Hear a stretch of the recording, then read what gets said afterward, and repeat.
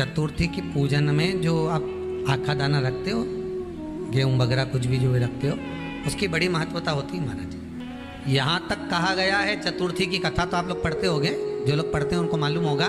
चतुर्थी की कथा में लिखा है, चौथ माता के व्रत में वर्णन किया गया है कि वो आखा दाना जो रखा जाता है, मान लो कोई जरूरी काम होता है तभी आखा दाना को रखा जाता है, संभाल के रखते हैं कि हम इस काम के लिए जा रहे हैं और हमारा ये कार्य सफल होना चाहिए।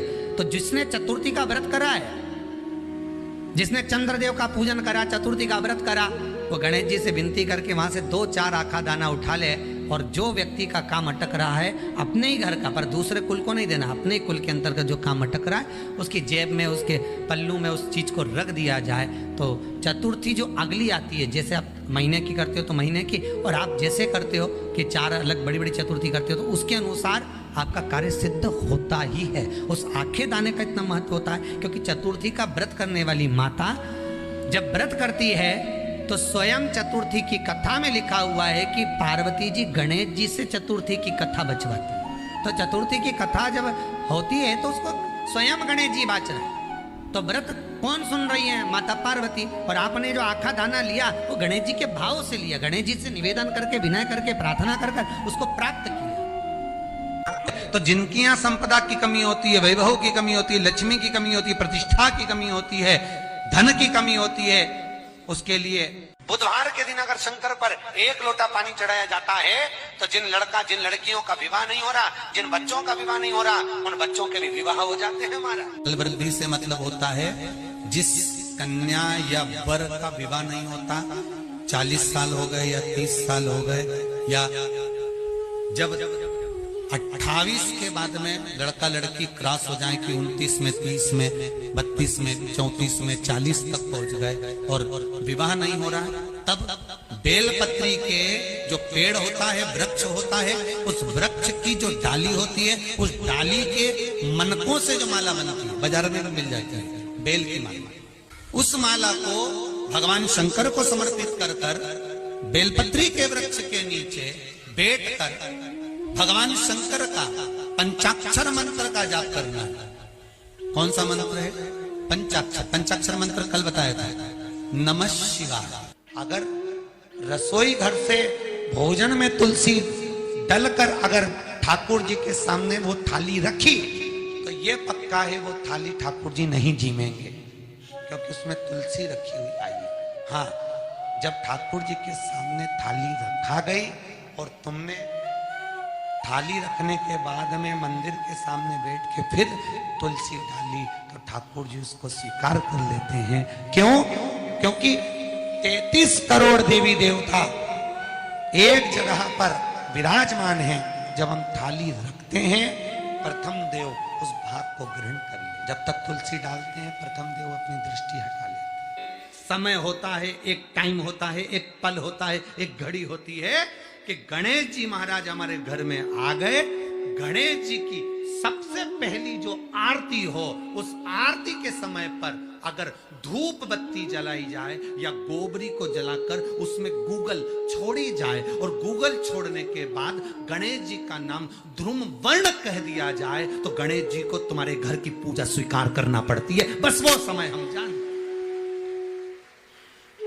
हम तो बस उतना जानते हैं कि शिव महापुराण में लिखा और मुद्गल पुराण में लिखा, गणेश पुराण में लिखा, गणेश जी का एक नाम होता है ध्रुम वर्ण। क्या नाम है?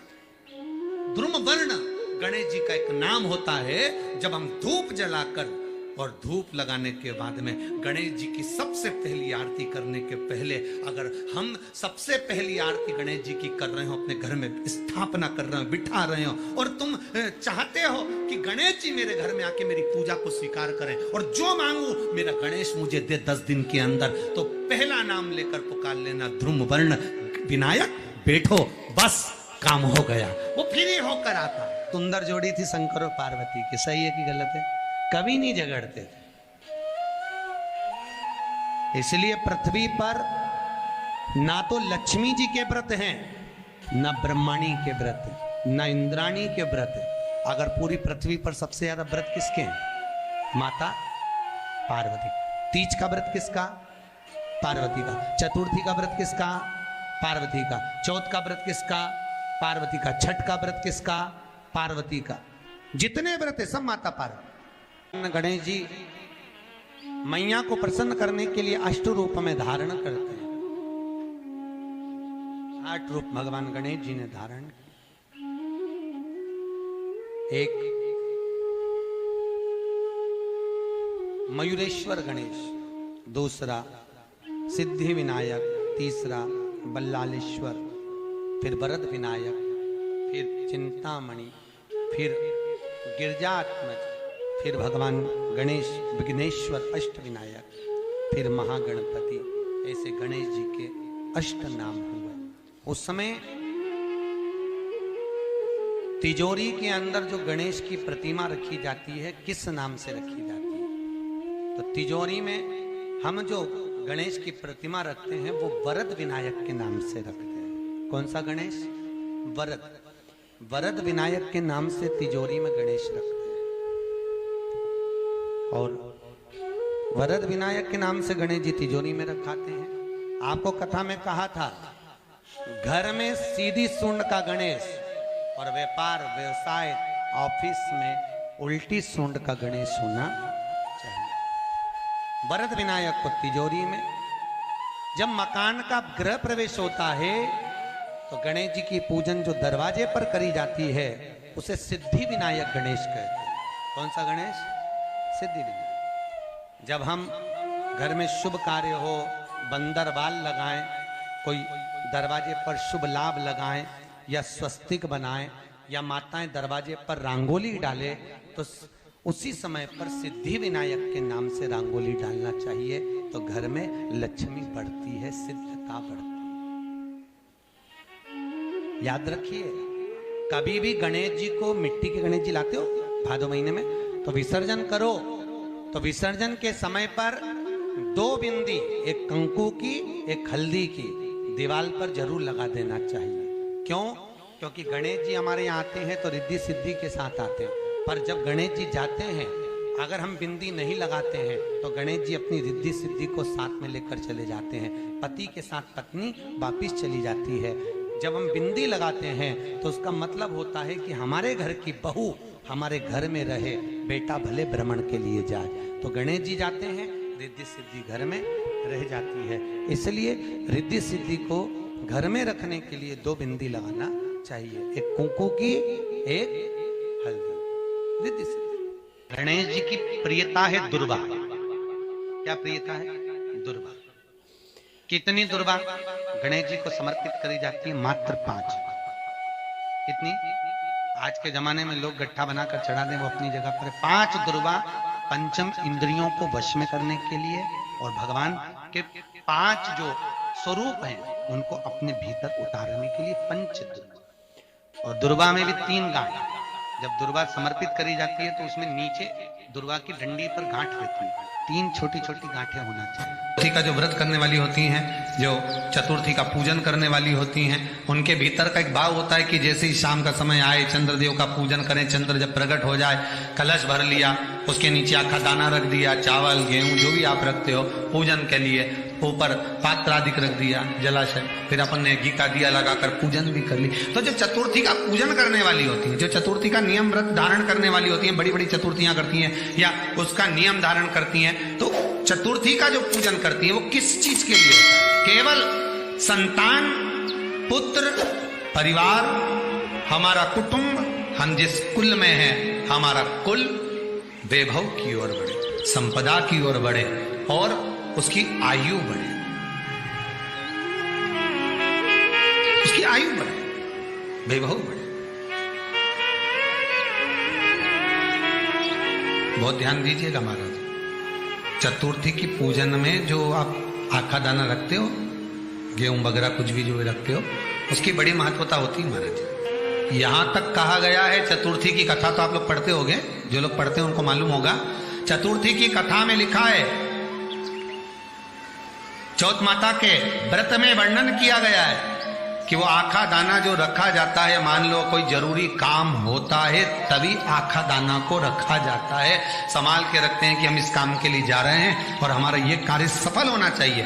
तो जिसने चतुर्थी का व्रत करा है, जिसने चंद्रदेव का पूजन करा, चतुर्थी का व्रत करा, वो गणेश जी से विनती करके वहां से 2-4 आखा दाना उठा ले और जो व्यक्ति का काम अटक रहा है अपने ही घर का, पर दूसरे कुल को नहीं देना, अपने ही कुल के अंतर्गत जो काम अटक रहा है उसकी जेब में, उसके पल्लू में उस चीज को रख दिया जाए।